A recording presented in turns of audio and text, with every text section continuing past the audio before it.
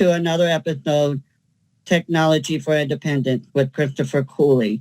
I will be talking with John and his wife today about his work in a workshop, being blind.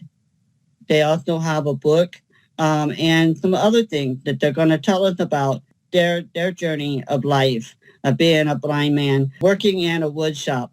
So Annie and John, tell us a little bit about yourself.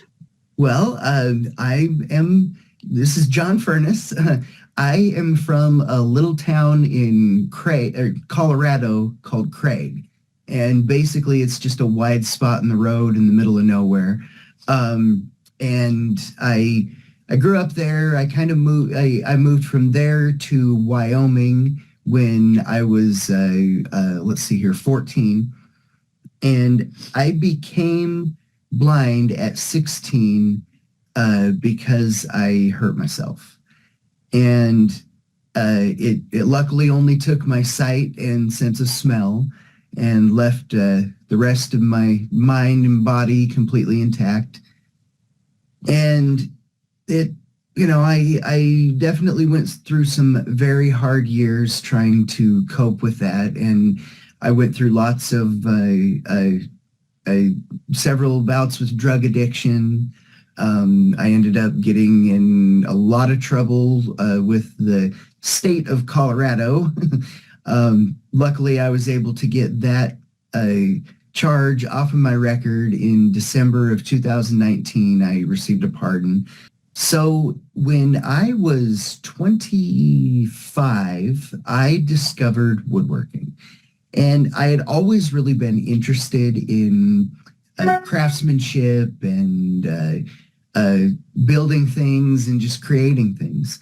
So when I had the opportunity through it was a program associated with vocational rehab, similar to what's called a LIFT program. It's basically an independent living training center for the blind. So they did cooking and cleaning classes there, and Braille and mobility, and they also had the wood shop. And at first, I thought that was a little bit unique, shall we call it? But I've always been interested in those kinds of things all throughout my life, and I am definitely an adventurous guy, so I decided to give it a try. And little did I know going into that wood shop would be a fundamentally life-changing experience for me. And for several years, I wasn't able to find any employment because I am good with my hands. I build things, I fix things, I do stuff like that. But the problem is those industries are inherently dangerous. So I really couldn't find anybody to hire me, not to mention having really no previous job experience and having a criminal record. I wasn't able to get any employment of any kind, not even, bagging groceries in a grocery store. So for a couple of years, I basically just hung out with my friend who he was the woodshop teacher when I first started going to the school there, and then he retired. About the same time, I realized that it wasn't going anywhere with vocational rehab. So we would just hang out and woodwork together. In 2009, I heard about the Emil Fries School of Piano Technology for the Blind up here in Washington State. And I thought that sounded like it was the perfect fit for me. So I applied to the class. I applied to the school, and I was accepted. So I came up here in 2011 and started to learn how to tune and rebuild pianos. In 2012, I was going to some extra courses at the school because I was learning how to do complete rebuilds, new strings, new hammers, just a total rebuild of pianos. And the school mainly taught just basic repair and tuning. So I was there doing extra courses, and I just so happened to meet a lovely lady there named Annie. Yes, I was working, I was a volunteer artist at the school. They were having a fundraiser where artists in the community would paint pianos, and then the pianos would be put in front of businesses, and the businesses would sponsor the pianos, and the money would go to the school. And so I was painting this piano, priming it, and sitting on the floor, and in walks John, and he put his hand on the wet paint on the piano, and that's how we met. Yeah. And of course, I thought I had just poked out Mona Lisa's eye. Yes. But no. I was like, oh no, how much damage did I do? So and then we got to know each other and had our first date at John's community garden space. He liked to grow peas, and he knew that would be something that I would like. So we went and picked peas in his garden, and we ended up getting married there 3 years later. And I'm glad that was something that she liked, because I have to admit, one of the reasons we went and picked peas in my garden is when she called me to see if I wanted to go hang out with her. I was broke, not a penny to my name. And so I had to think, okay, what can we do for free that doesn't look like I'm trying to do something for free? Yeah. And I didn't care, Yeah. I just wanted to be with him. So yeah, I knew that, but still, you know what I mean? It's like, yeah, let's go on a date. Do you mind picking up the tab? So John, go ahead and tell us a little bit about your workshop and how you get around being totally blind. And a lot of folks would be fearful of that and think, oh my gosh, he's going to cut each finger off, or, that's not a good thing for a blind person. Tell us a little bit about that. Well, okay. So one quick thing. So I rebuilt pianos for about 2 years, and then when the shine started to wear off of that, not because I wasn't good at it, but because it was too repetitive, I stopped doing that, and Annie bought me a wood lathe for my birthday in 2016, because she knew that that's really where my passion and my skills are, is with woodworking. So when she bought me my lathe, that's when I became the Blind Woodsman. And my shop it's set up pretty well organized for me anyway. The way my benches are arranged around the perimeter of the shop, and then I have a saw along the perimeter of the shop with my bench called a miter saw, which is it's not the same as a table saw, but it can perform the same function. And then my lathe is the centerpiece of the shop. I just kind of keep a map in my mind of where I am and where things are, and I have extremely good spatial awareness, second to none. Most of the mobility specialists I've ever in dealings with, I guess you could say, said that my mobility skills were just incredible. So that has been a real blessing for me in general. So as far as adaptive tools in my shop, I only have one. It's my measuring device. It's called a rotomatic, and it is as simple as it can be. Basically, think of it like a bolt that has been machined so that it's flat on two sides. It's flat on one side and then flat on another side, except for a tab that's raised at each half-inch interval. And then there's a large rectangular shaped nut that every full turn of that nut is 1/16 of an inch of movement. So with that device, I am able to measure, honestly, far more accurately than I ever could when I had sight, just because of the way that the tool is designed. And it opens up the entire craft of woodworking for me. In your shop, you're talking about making all kinds of things. So how do you know with your machine when you're cutting the wood, knowing that it's safe? Well, basically, whether you're sighted or blind, following the safety rules, that is what will keep you safe. So for instance, when I set up a cut, and one reason I like to use the miter saw as opposed to a table saw, you clamp your wood to the base of the saw, the assembly, call it. And then the saw blade is on kind of an armature, and you move the saw itself instead of moving the wood through the saw. And using the miter saw, I'm able to clamp the wood down, and I never have to have my hands anywhere near the danger zone. When I am working on the lathe, that is a little bit different, because with a saw, you have reference points. You have on a table saw, you have what's called the fence, and you run your piece of wood along the fence, and that's what gives you your cut measurement.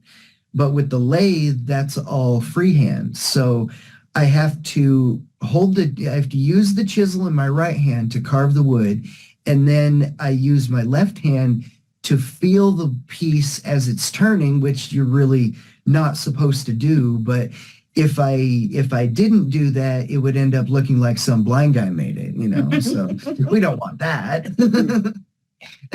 And I mean, he always knows where his hands are in relation to the blade and the motor. Yeah. So like he'll double check before the machine's turned on. Yeah. He'll like feel where that is, feel where the piece of wood is. And you do that several times. Oh, right? yeah, I do. I'm constantly checking and rechecking to make sure that I am not in the danger zone. Mm-hmm. And the one time I did get complacent about that. I had my finger on a resting on the chisel where it shouldn't have been. Working on the lathe, the chisel dug into the wood and got tangled up, and my finger got smashed between the side of the chisel and a piece called the tool rest. And it was 11 stitches and 8 weeks before I was ready to finish that project. Left a trail of blood like a wounded cowboy in a John Wayne movie all the way to the back door. What kind of things do you make in your workshop? Well, I like to make, so a wood lathe, basically think of it like a potter's wheel for wood. So just a brief explanation. It is a horizontally mounted motor on a large metal frame, and you take a steel plate and you screw a piece of wood to that steel plate, and then that plate screws on to the motor, and then that motor spins the piece of wood towards you, and then you rest your chisel on what's called the tool rest, which gives you leverage to carve the wood away as it's spinning. I make bowls and cups and wooden canisters with tight-fitting lids. I have a smartphone amplifier that I designed. It's a specially designed bowl that I came up with. Furniture. I've made tables before in the past, and lamps, and just kind of whatever I take a fancy to. But for the lathe has always been my favorite. Even when I've made tables and stuff, I've tried to incorporate as much lathe work into it as possible. Have you ever made special things like a spoon or something for somebody with multiple disabilities to help them?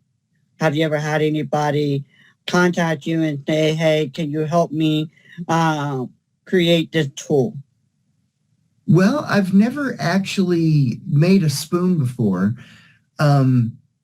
And I've never really had anybody approach me about making any tools for them. The Rotomatic, the tool that I use, it was, they stopped making it basically when I purchased mine about 12 years ago. And I finally found somebody just a little while ago to manufacture more of them because I have started working with a group of people that we have started a wood shop at the Washington State School for the Blind, both for students attending the school and also for older kids in the lift program, just like I was. So if somebody wanted to buy something from you, I see that your bowls are pretty big and deep for folks that have multiple disabilities that have a hard time using a regular bowl. And those are great items because I think of people with multiple disabilities looking for different ways and different things to help them live independent, help them be independent. So where would they go to see some of your items and be able to purchase your item? Even other individuals without multiple disabilities that want to support you and knowing that, you are in the community and they really want to support you. So how would somebody be able to find the things that you make? Well, if you look up the Blind Woodsman, that will take you to all of our everything, all of our social media. It'll take you to our website, to our online store. Yeah, and our website is furnissstudios.com. So FURNISS studios.com. So there's 3 S's in the middle there. Yeah, and we do regular restocks of both of our art. Mm-hmm. So we'll do like maybe every couple weeks or so, we'll restock some original pieces on there. And I must say that I make things to put on there, and Annie does all of the everything else. She does the filming, the editing, the posting, the pricing, the everything that has to do with technology. So I just want to make sure that everybody knows that, because you wouldn't even know who I was without my wonderful wife. We're a good team. We make a good team. Yeah, we do. And I just want everybody to know that she is also a wonderfully gifted artist. And Thank you. Just Thank you. Good stuff. We're in this together. It's a team effort. What kind of art do you do? I do mixed media art. Throughout the years, I've really been interested in a lot of different mediums. So I've done everything from photography to sculpting, painting, collage, fiber arts. So things like needle felting. I've done some woodworking, which has been really cool. Yeah. So I combine a lot of my mediums to make mixed media pieces. Sometimes there'll be like collaborations with John. Mm-hmm. So he'll bring me a jewelry dish and I'll create a sculpture to put in the middle of the jewelry dish.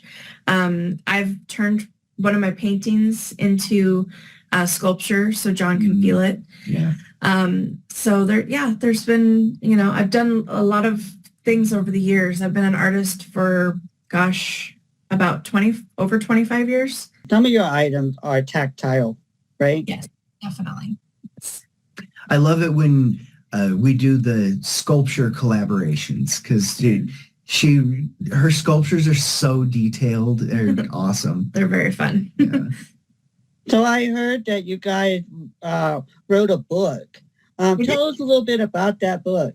Yeah, so I'll show you. I have a copy of it right here. So it's called The Blind Woodsman. And John and I had talked about writing a book many years ago. And it was originally going to be about our marriage. And then it just kind of morphed into, John has an amazing story. He's overcome so much in his life. And I've been a writer for as long as I can remember. And so I have been writing about John and about our life together for a while. And we were approached by a publisher, and they said they were really interested in publishing the book. And, I shared with what I had already written, and they said, we love it. Let's do it. And the book is written in 2 perspectives. So it's in my perspective and then John's. And so I'm really proud of it. Yeah. And I'm the subject of the book, but she's the author of the book. Well, we did it together, but I gave her the raw ingredients and she baked the cake, because, I might be able to bake a real cake, but a literary cake, not so much. But John deserves plenty of credit though, because it was it was a trying process to write the book together. Not because we didn't get along. That's not what I meant. But it was actually something that really brought us closer together. But what I mean is that a lot of what John has gone through has been very traumatic. And so reliving that for me, a lot of it was me hearing it for the first time. Yeah. And then a lot of it was John talking about it again. And but it's also a really inspiring book about, overcoming the hardships and finding purpose in life. Yeah, definitely. So, what would we find your book if we want to go out and buy it? Yeah, well, it can be found at most major retailers, so Barnes & Noble, Amazon, Walmart, Target. But there is a website for the book. It's blindwoodsmanbook.com. And we're really excited because we're number one in biographies on Amazon, Western biographies of the Western U.S. So that's very exciting. Yeah, and at the moment, it's only available for pre-order. Yes. It doesn't get actually released until March 19th. Yes, so you can pre-order it right now. That's awesome. With March being Multiple Disability Awareness Month, your book is coming out. Yay for that. It shows I'm proud that, to have you here today, be able to show others no matter what, they can do it. They have the power to do it. Beyond the eye, you can still do it. And, it's really a humble feeling to know that, you're here talking about your story, telling us about it, and bringing in your book and talking about it and being, just there. So in our last few minutes, how would, is there anything that you would like to tell the world, positivity? I guess one of the things that I like to try and tell people is that all things change. If you're having a really hard time, to try and remember that now becomes then and tomorrow will be today. And if you can really hold on to that and really believe it and know that it's true, then it can bring you through some really tough times because you know that there is a light on the other side of the darkness. And also that it's okay to not be okay. Like there's so many times that people hide the fact that they're depressed or even suicidal because of this stupid stigma that society has put on mental health. And if we can do away with that, if we can dispel that, then there are so many people and so many times that will be saved. And I that's one of the things that I really try to get across is that emotions are not bad things. It's what we choose to do with those emotions. Awesome. Anything you would like to add? Yeah, I mean, I think for me, I think, if you're having a hard time, find something that lights a fire in you, like if you like art, make some art, even if you're bad at it, like I think that a lot of people think they have to be perfect at something, like in order to find their purpose or find, and really just do what makes you happy. Yeah. Do what brings you joy. If you like to cook, even if it doesn't taste good, I mean, if you enjoy it, just do it. Yeah, exactly. Find a dog to pet.